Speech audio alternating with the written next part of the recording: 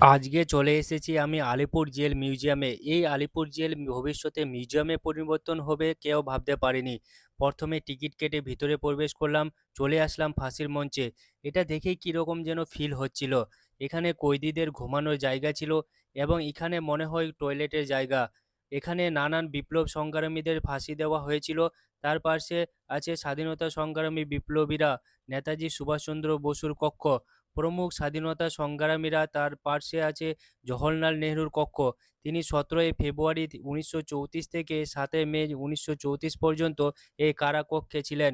এখানে ইন্দিরা গান্ধী তাকে দেখতে আসতেন এবং এখানে কথা বলতেন। এখানে দেখতে পাবেন বিভিন্ন রকমের বন্দুক, তালোয়ার, বোমা। আর এই সেলের ভিতরটা দেখে আমি তো অবাক। এটা কি বানিয়েছে? প্রত্যেক পুতুল যেন মানুষের মতো দেখতে। নাপিত চুল কাটছে দেখে লাগছে সত্যি। ব্রিটিশরা কতটা কষ্ট দিত এখানে, যেটা দেখানো হয়েছে। কিছু দূরে রয়েছে কাজী নজরুল ইসলামের কক্ষ। তিনি যেন কি লিখছে। তার পার্শ্বে রয়েছে তাঁতকল। এখানে ব্রিটিশরা ভারতীয় সংগ্রামীদের সুতা বোনা থেকে কাপড় তৈরি এখানেই হতো।